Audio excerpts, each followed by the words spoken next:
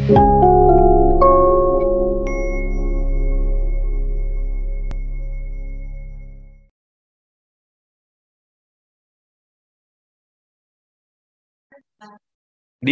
minggu ini kita akan membahas topik yang keempat di sosiologi lingkungan. Kita akan mulai membahas inti dari kuliah kita, yaitu apa? Sosiologi lingkungan. Nah, kita akan mulai dengan apa sih sosiologi lingkungan itu, gitu kan? Nah, pada kesempatan kali ini saya akan menjelaskan kepada Anda eh, eh, sejarah atau sejarah kemunculan sosiologi lingkungan dan juga apa yang dipelajari oleh sosiologi lingkungan dan juga apa masa depan sosiologi lingkungan. Ini uraian ini masih bersifat pengantar tentang sosiologi lingkungan, tapi ini penting Anda pahami dengan baik ya. Saya ingin berbagi screen kepada Anda supaya Anda bisa mengikuti uraian saya dengan baik ya.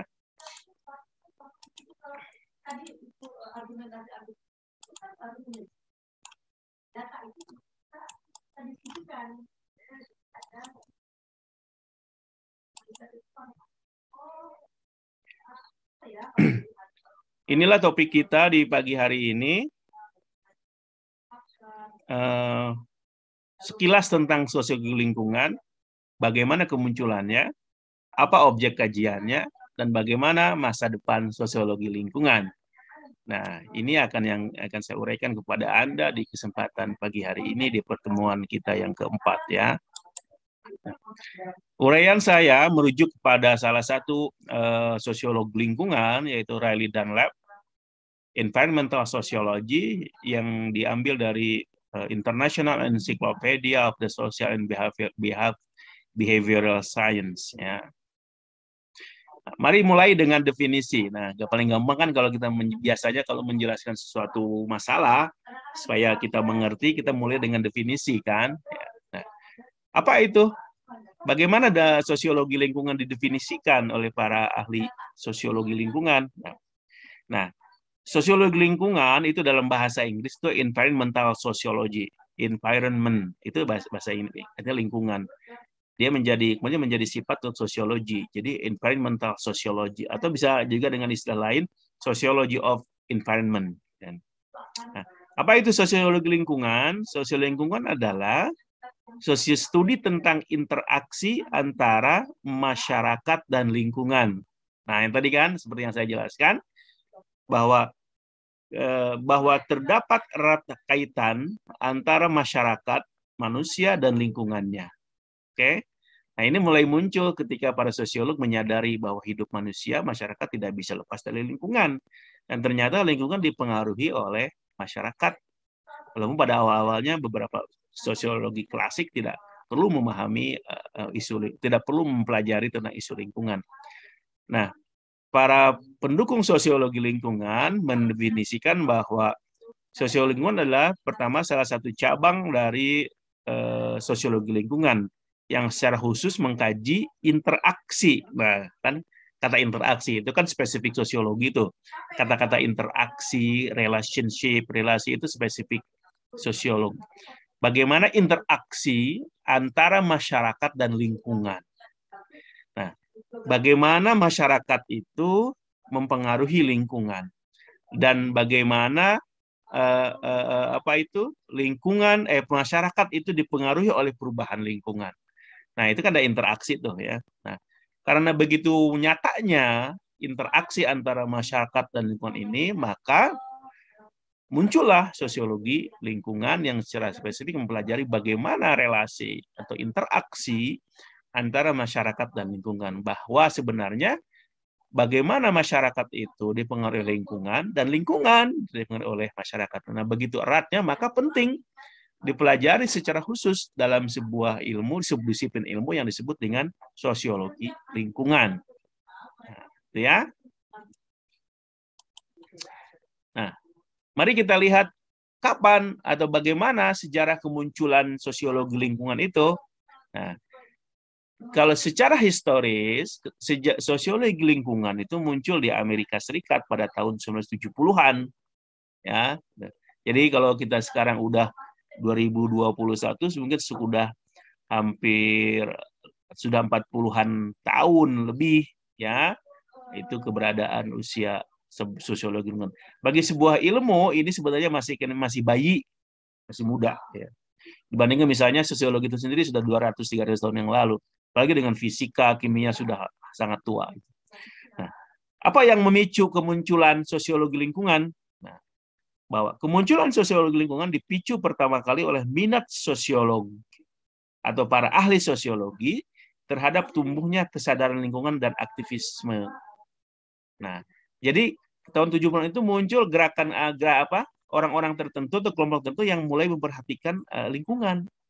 Ada gerakan, ada aktivisme di kalangan orang Amerika ketika itu yang mulai memperhatikan lingkungan, mungkin dalam bentuk demonstrasi terhadap polusi ya di kota-kotanya. Nah, kemudian juga dengan fakta dipicu oleh juga fakta bahwa semakin meningkatnya persoalan lingkungan. Ketika itu Amerika tahun 60 juga kan mengalami industrialisasi yang luar biasa gitu kan. Nah, maka dua hal inilah yang mendorong minat para ahli sosiologi ketika itu. Oh, ini ada orang-orang yang peduli lingkungan, mereka juga begitu kuatnya persoalan, begitu seriusnya lingkungan, maka sudah seharusnya para sosiolog memberikan perhatian serius secara akademis dalam bentuk sosiologi lingkungan. Nah, pada awalnya sosiologi lingkungan ini belum menjadi perhatian para sosiolog. Nah, seperti yang tadi disebutkan ya, karena fokus kepada sosiologi yang mengarah kepada perhatian bahwa yang penting kita pelajari adalah manusianya, masyarakatnya.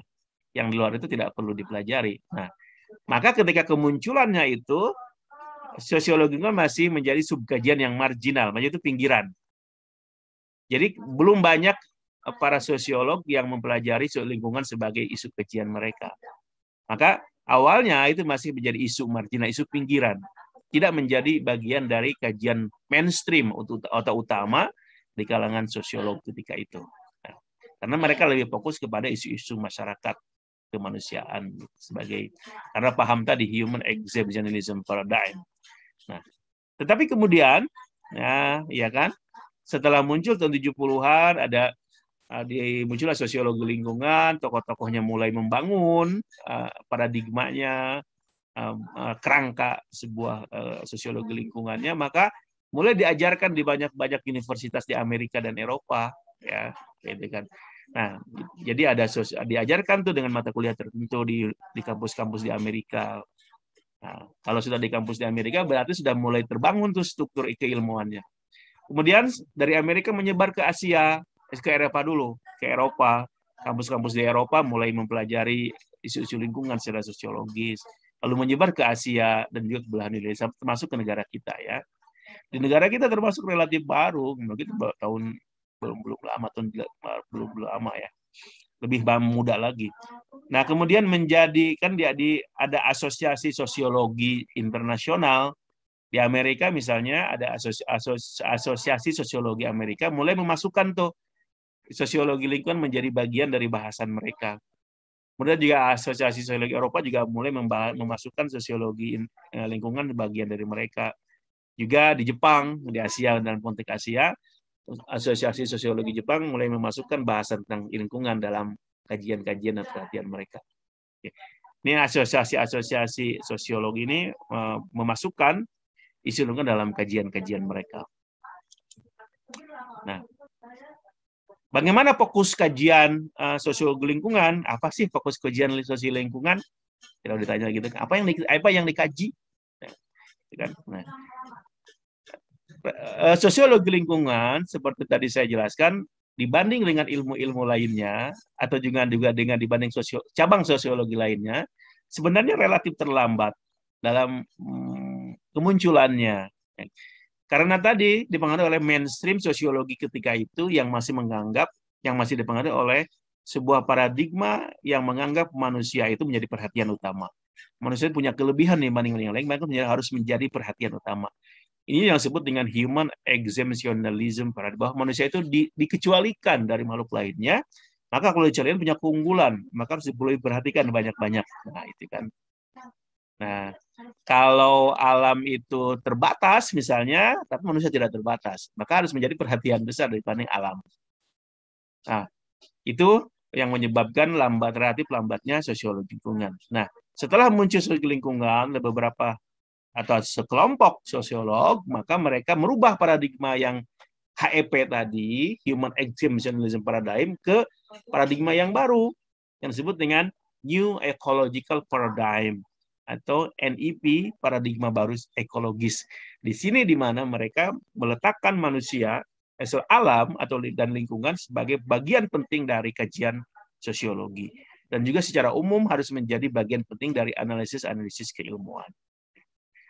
Nah, tambahin lagi ketika secara lingkungan muncul krisis energi pada tahun 73-74 di Amerika yang menyebabkan negara-negara maju Amerika dan Eropa tergantung kepada fossil fuel. Fossil fuel itu adalah minyak bumi yang diambil dari fosil seperti minyak yang kita pasti pakai sekarang. Bensin yang kita masih pakai sekarang itu masih fossil fuel dari minyak yang berasal dari fosil binatang, tumbuhan dan sebagainya ya. Nah, ketergantungan yang itu menyebabkan mereka mengeksplorasi banyak-banyak tuh di seluruh dunia. Di Amerika sudah habis, ya mereka lari ke negara-negara Timur Tengah, ke Asia untuk mencari minyak gitu. Dan akibatnya apa? Polusi yang luar biasa di Amerika ketika itu dan di seluruh dunia. Ya. Nah, ini fakta inilah yang menjadi pendorong secara realistis ternyata para ahli sekelompok sosiolog untuk menjadikan lingkungan sebagai objek kajian yang sangat serius dan perlu dikaji secara serius dalam sebuah subdisiplin yang disebut dengan sosiologi lingkungan. Oke. Pertanyaan selanjutnya, apa yang dikaji oleh sosiologi lingkungan? Nah, Anda bertanya begitu kan? Nah, kan itu yang ditanyakan orang. Tadi Anda sudah tahu sejarahnya, kemunculannya, apa definisi. Sekarang pertanyaan Anda adalah, apa yang dikaji oleh sosiologi lingkungan? Jika Anda ingin menjadi sosiolog yang fokus kepada lingkungan, apa yang akan dikaji oleh Anda? Pertama, sosiologi lingkungan itu karena adalah basicnya adalah fundamentalnya adalah ilmu, sebuah disiplin ilmu, maka tentu saja langkah pertama yang dikaji yang dilakukan oleh sosiologi lingkungan adalah melakukan riset, penelitian, kajian analisis terhadap isu-isu lingkungan. Maka mereka melakukan riset-riset gitu kan. Pada awalnya ketika muncul ke lingkungan, mereka mengkaji melakukan penelitian tentang opini publik tentang isu lingkungan. Bagaimana pandangan masyarakat tentang isu lingkungan. Jika mereka mengkaji tentang gerakan-gerakan lingkungan, sosial environmental movement di Amerika, di Eropa dan sebagainya. Contohnya misalnya kalau sekarang populer ada Greenpeace, ada World Wide Fund dan sebagainya, WWF ya. Nah, atau yang mungkin yang paling saya dengar Greenpeace itu ya. Dan banyak sekali. Nah, baik secara gerakan bersifat individu atau lingkungan. Dan juga bagaimana dalam riset awal ini mereka melakukan kajian bagaimana respon lembaga pemerintah terhadap isu lingkungan, bagaimana media mengcover atau memberitakan tentang lingkungan, bagaimana ilmuwan memberikan perhatian terhadap lingkungan, dan juga partai politik. Nah, ini adalah contoh-contoh dari kajian-kajian yang dilakukan oleh yang bisa dilakukan oleh sosiologi lingkungan tentang isu-isu lingkungan, melakukan kajian-kajian akademis yang bagus, yang serius terhadap isu-isu lingkungan.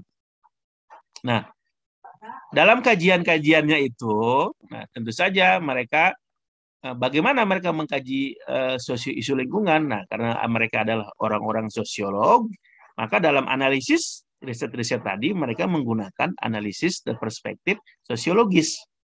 Jadi teori-teori sosiologis yang sudah berkembang lama, yang sudah mapan, itu digunakan juga dalam menganalisis isu-isu lingkungan. Misalnya, nah itu kan, mereka muncullah seperti apa teori-teori apa? Teori gerakan sosial, analisis diskursus, analisis wacana, sosiologi budaya. Mungkin yang paling utama misalnya menggunakan teori konflik dari Marxis, fungsionalisme dari Parson, kemudian interaksi simbolik macam-macam. Ini bisa ada beberapa teori-teori sosiolog yang digunakan oleh para sosiolog lingkungan dalam menganalisis isu-isu lingkungan ya. Nah, dalam kajiannya itu apa yang menjadi spesifik kajian mereka? fokusnya apa. Nah, dalam analisis mereka itu, kajian-kajian itu, riset itu, para sosiolog lingkungan mengkaji 3 hal. Yang pertama, mereka mencoba untuk menggali sebab-sebab atau faktor-faktor yang menjadi pendorong persoalan lingkungan. Nah, ini. Jadi dalam analisis ada riset mereka itu, para sosiolog pertama mengkaji apa kira-kira sebab yang mendorong terjadinya persoalan lingkungan. Nah, maka karena mereka mencoba menjadi faktor-faktor. Pertama, misalnya mereka melihat bahwa sebab-sebab itu terletak pada faktor-faktor sosial yang menyebabkan degradasi atau kerusakan lingkungan. Apa contohnya? Faktor sosial, pertambahan penduduk. Nah, pertambahan penduduk itu bisa menjadi faktor lingkungan karena misalnya tanahnya sudah sempit, lingkungannya sudah gelap, maka menyebabkan orang banyak. Maka kalau orang banyak perlu tanah, kan? Perlu ruang. Mereka perlu rumah. Nah, untuk rumah mereka nebang pohon. Kan? Kalau satu orang nggak apa-apa, tapi kalau 1 juta orang hanya dalam 1 juta orang dalam sebuah kota yang kecil misalnya, maka semakin habis lahan-lahan itu. Nah, hutannya ditebangin dan sebagainya. Efek kalau orang banyak apa? Sampah, kan? Nah, nanti kita akan bahas di pertemuan keberapa bahwa sampah itu adalah sumber lingkungan yang sangat serius. Nah, kemajuan teknologi juga bisa menjadi faktor penyebab, ya. Karena kalau Anda tidak bisa memanfaatkan teknologi dengan baik, contohnya apa? Industri itu menggunakan teknologi kan, seperti di Bandung, di Karawang, di mana yang dari industri, mereka menggunakan mesin-mesin modern untuk memproduksi tekstil misalnya. Nah, itu kan kemajuan mesin ini memberi kemudahan bagi mereka untuk memproduksi lebih banyak, tapi adalah efek-efeknya apa? Ada limbah yang dibuang. Tapi masalahnya limbah itu dibuang sembarangan. Dibuangnya kemana? Ke sungai Citarum, contohnya. Citarum menjadi sungai pang bututna, pang kotorna sadunia. Dan juga kita ini sebagai manusia, faktor penyebab lingkungan itu karena memang kita menjadi manusia yang konsumer. Tadi di pertemuan ini apa kelas mana ya kita berbicara tentang consumer society. Kita ini adalah masyarakat konsumer, kita ini masyarakat yang konsumsi. Itu pemandangannya Jean Baudrillard. Itu di mata kuliah saya yang lain perubahan sosial. Nah, kita ini sudah menjadi masyarakat yang konsumen, yang materialistik. Konsumsi banyak. Kita sering membeli barang yang tidak perlu karena keinginan dan karena gaya saja. Nah, itu juga mendorong faktor produksi meningkat dan menyebabkan lingkungan rusak. Nah, faktor lainnya yang diidentifikasi oleh sosial lingkungan adalah produksi pangan. Kita nih. Nanti akan ada khusus tentang produksi pangan. Bahwa produksi kita ini, contohnya pangan kita atau yang non pangan itu diproduksi banyak-banyak dengan kebutuhan dengan dasar industri dan kepentingan kapitalistik. Ya, dijual ke pasar. Jadi produksi besar-besaran barang, baik itu barang yang pokok atau tidak pokok, itu menyebabkan faktor lingkungan. Ya. Kapitalis ekonomi. Nah, ini ada. Kalau yang tadi bersifat materi, sekarang ada bersifat ideologis. Jadi ideologi itu juga bisa menjadi faktor penyebab kerusakan lingkungan. Ideologi naon anu dominan sekarang, yaitu ideologi kapitalis. Nah, kapitalis itu kan free market, pasar bebas. Jadi mereka memproduksi barang banyak-banyak, dijual ke pasar dengan harga yang terjangkau, mencari untung. Nah, gitu kan? Kenapa mereka produksi barang banyak? Karena memang masyarakat kitanya mau, gitu kan? Atau diciptakan kemauannya melalui iklan-iklan, endorsement para selebriti, termasuk kita atau Anda sendiri yang membeli barang bukan karena kebutuhan. Nah, tapi di sini ada isu kritisnya. Nah, dalam isu faktor-faktor penyebab lingkungan ini, bahwa negara-negara maju yang sekarang ini kan mereka menyadari negaranya sudah mulai hancur misalnya kan, maka mereka sekarang negara memberikan perhatian untuk negara-negara maju itu terhadap lingkungan. Tetapi caranya ini agak licik sebenarnya. Dengan menjadikan negara miskin sebagai tempat buang polusi mereka. Orang-orang barat itu menyadari lingkungan sudah rusak, mereka tetap ingin industri, tetap kapitalistik, tapi mereka ingin negaranya tetap bersih, lingkungan terjaga. Caranya bagaimana? Tidak mau limbah industri mereka dibuang ke negara mereka sendiri. Dibuangnya di mana? Ke negara-negara miskin, negara berkembang seperti negara kita. Caranya bagaimana? Dengan mendirikan pabriknya di negara-negara berkembang seperti negara kita. Kalau di negara kita, maka limbahnya nggak bakal lari ke negara mereka, lari ke negara kita sendiri. Atau kalaupun mereka masih mempertahankan industri negaranya, limbahnya dibuang ke negara kita, dijual. Nah ini emang aneh nih. Indonesia ini beberapa tahun lalu ada kontainer, beberapa tahun yang lalu ada kontainer berisi plastik. Plastik biasa dari Australia, dari Eropa, dijual ke Indonesia. Buat apa? Didaur ulang di Indonesia, dibeli oleh para tukang rongsokan itu. Ada aneh ya Indonesia ini. Nah ini ada semacam pandangan kritis terhadap orang-orang, terhadap negara-negara maju itu yang mereka ingin bersih, ingin lingkungannya ingin terjaga, tapi mereka dengan membuang tanda petik kotoran mereka di rumah tetangganya. Nah, isu kedua yang dikaji dalam riset atau kajian-kajian sosial lingkungan adalah dampak. Kalau yang pertama kan tentang sebab-sebab, faktor-faktor penyebab. Yang kedua adalah mereka mengetahui kira-kira apa dampak yang ditimbulkan oleh persoalan lingkungan itu. Ya kan? Nah, ternyata para ahli sosiologi lingkungan menemukan bahwa dampak dari lingkungan persoalan lingkungan itu luar biasa besar. Nah, karena mereka adalah sosiolog, maka mereka dampaknya bersifat sosiologis, gitu kan? Nah, apa contohnya? Dalam pandangan mereka menemukan bahwa kerusakan lingkungan itu punya dampak yang besar terhadap kelas sosial dan ras.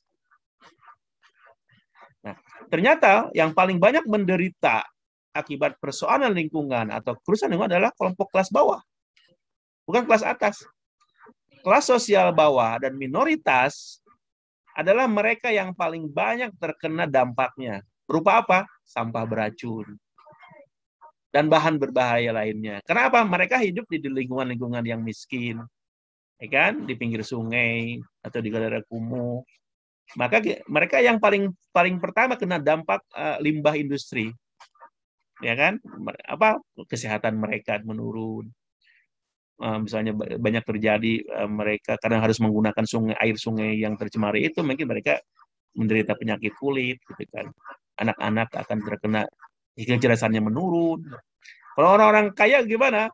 Mereka tidak mau, tidak tinggal di pinggir kota, di pinggir sungai misalnya. Mereka bisa tinggal di rumah bagus yang jauh dari industri. Nah ini serius nih. Nah, dampak dari degradasi lingkungan juga terkena dirasakan oleh negara-negara miskin dan berkembang. Nah seperti tadi itu, justru yang buat masalah ada negara-negara kaya, tapi sekarang mereka nggak mau masalahnya. Dipindahin industri yang negara maju, ke negara miskin dan berkembang. Nah, akibatnya negara-negara berkembang di situ yang menjadi terkena dampak paling serius dari lingkungan itu.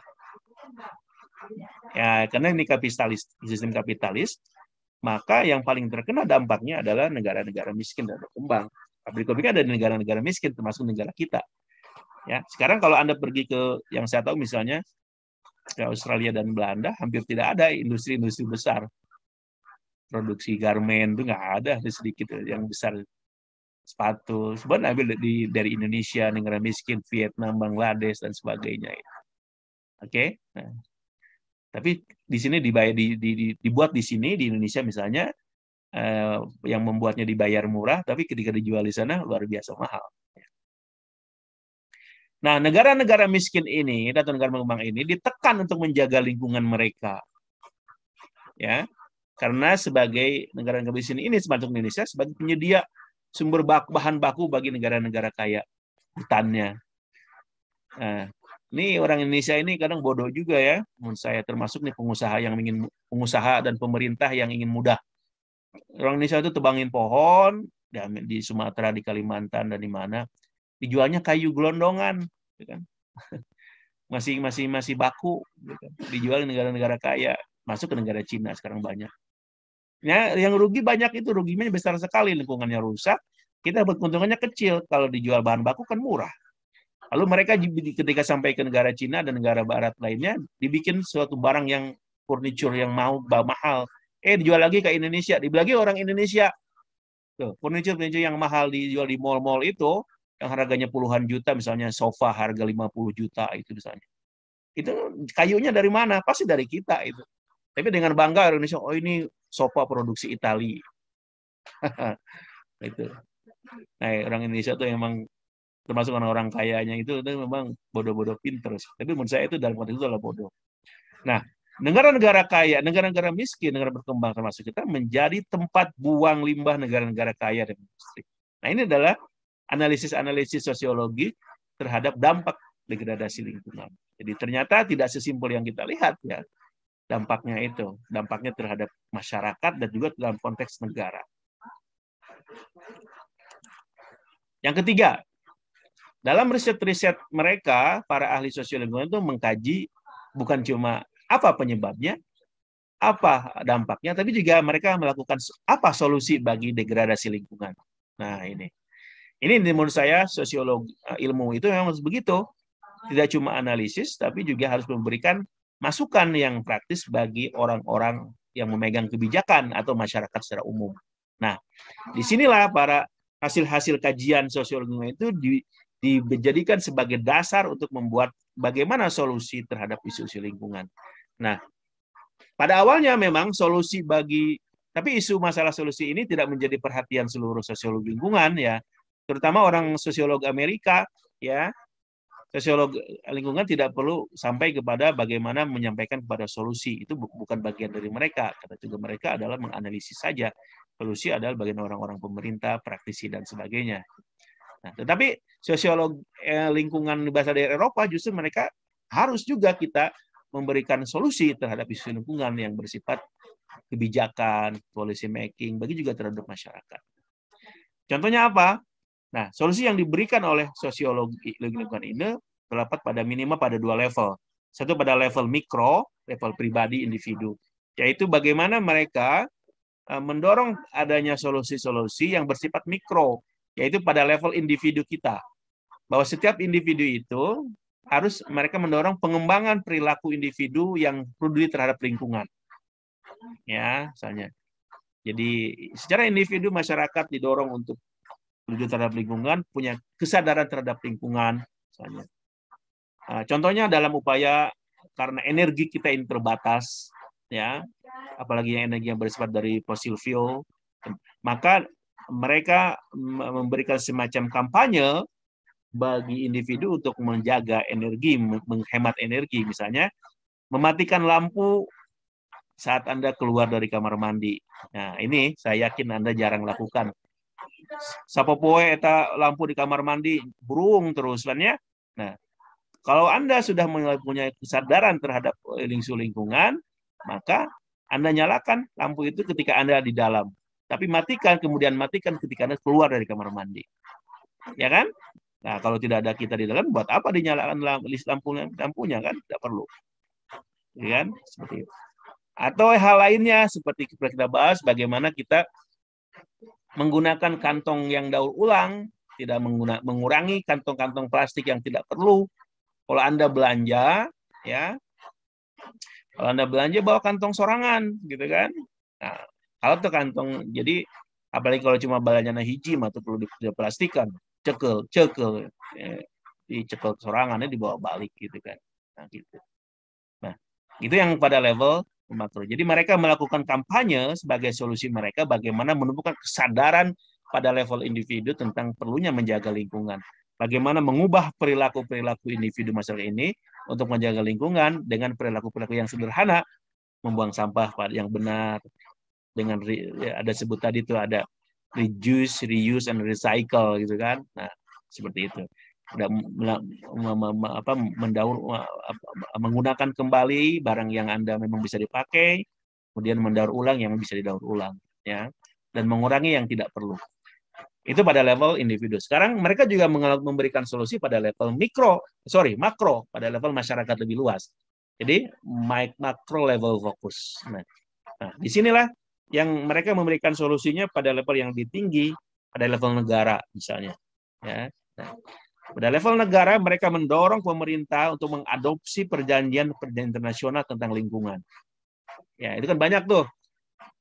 Apa itu sering ada tentang nanti ada footprint, ada perjanjian di situ negara-negara berkembang dan maju melalui G20 misalnya, bagaimana negara-negara itu harus mengurangi karbon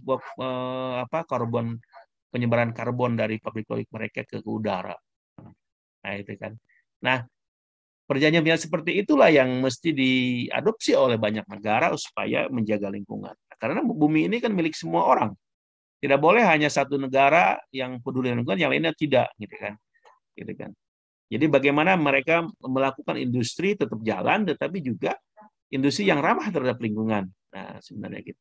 Pemerintah tidak gampang membuka izin produksi industri, tapi tanpa melewati proses analisis dampak lingkungan yang baik. Pada faktanya kan sering terjadi. Katanya sudah punya analisis dampak lingkungannya sebuah pabrik. Ternyata mungkin hanya ya begitulah di kita mah bisa dilewati lah. Ya. Seperti di Citarum itu. Pertanyaannya kenapa Citarum bisa menjadi sungai yang terkotor, karena memang industri-industri yang ada di sepanjang Sungai Citarum dari mulai Bekasi, Karawang, Purwakarta, kemudian Bandung, itu Cianjur juga Bandung, itu mereka tidak semuanya memiliki analisis dampak lingkungan yang benar, pengolahan limbah yang baik. Ya, mungkin awal-awalnya mereka secara formal punya izin benar ya, tapi pada prakteknya kita tidak tahu. Itu buktinya seperti itu. Jadi banyak kepada prakteknya yang tidak benar ya.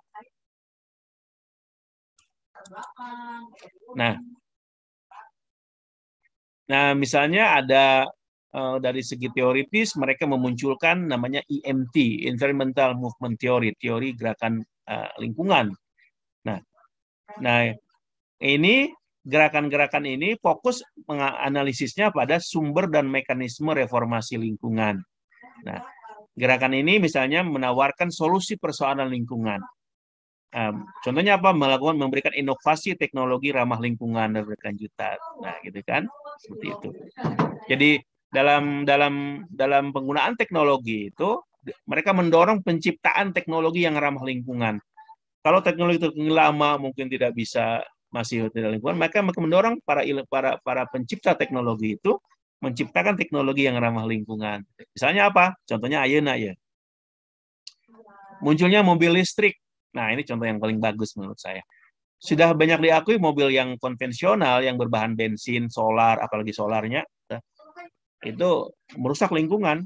Berlingkungan karena harus menggali perut bumi banyak-banyak, menimbulkan dampak luar biasa, dan juga memberi polusi di kota-kota besar, ya kan?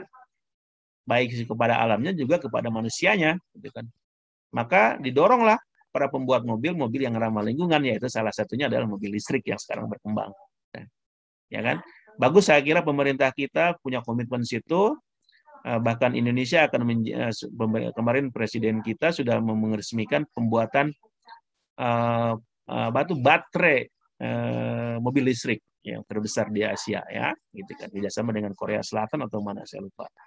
Awalnya Elon Musk yang pendiri Tesla mau bikin di sini, tapi ternyata dia batal, malah lari ke mana?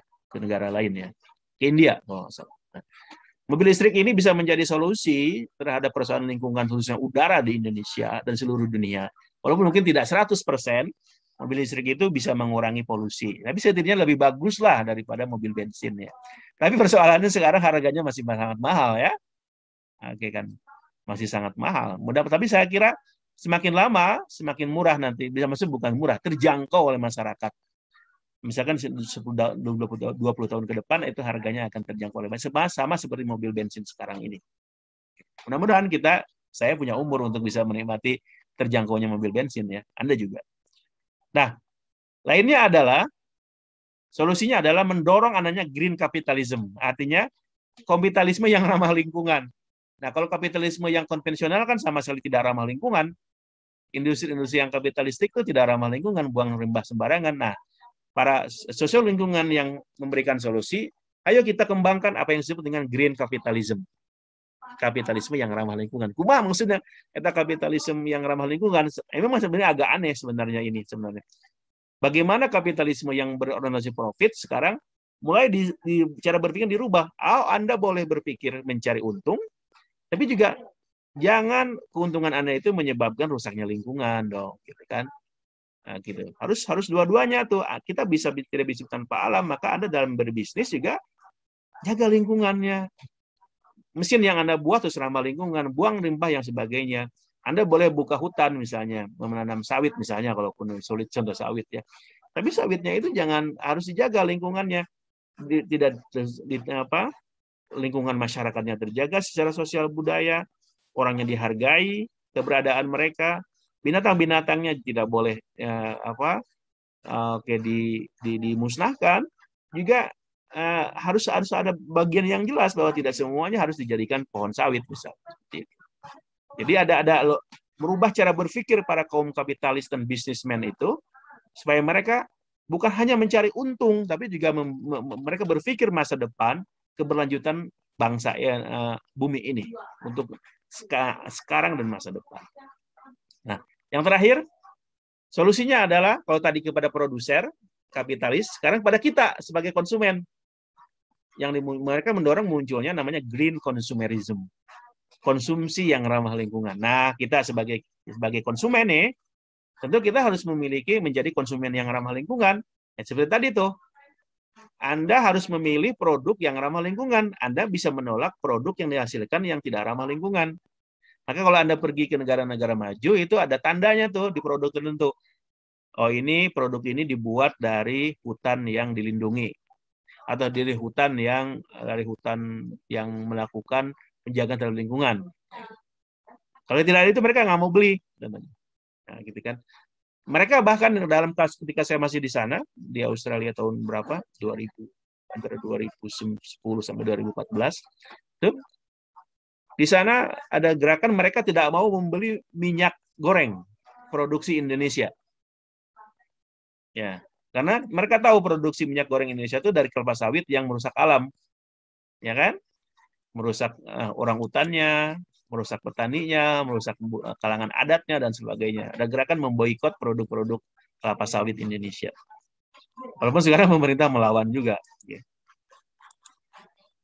Nah, sekarang terakhir, bagaimana masa depan dari perkembangan sosiologi lingkungan? Nah, sosiologi lingkungan secara umur masih muda dalam konteks sebuah ilmu, baru 4 dekade, tapi mereka masih merancang landasan-landasan terus. Tapi saya kira sudah cukup mereka punya landasan karena berbasis kepada sosiologi yang sudah lama.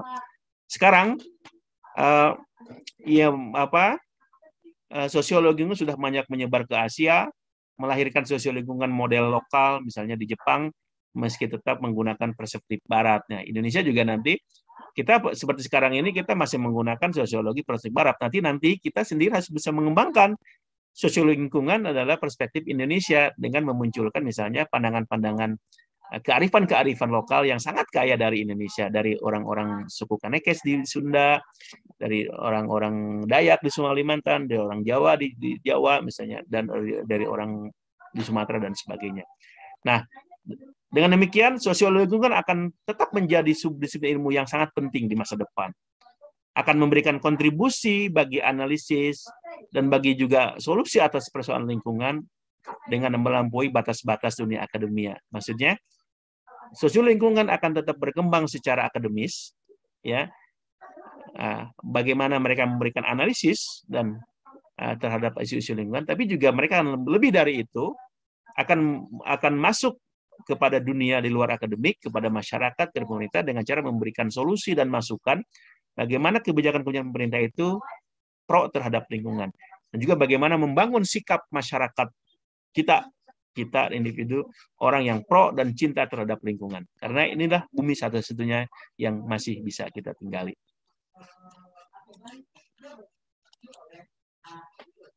Mudah-mudahan Anda paham ya uraian saya tentang kemunculan sosiologi lingkungan, apa yang dikaji lingkungan, dan bagaimana masa depan sosiologi lingkungan. Oke. Kita masih ada waktu, mungkin sekitar 10 menit untuk pertanyaan ya. Silakan.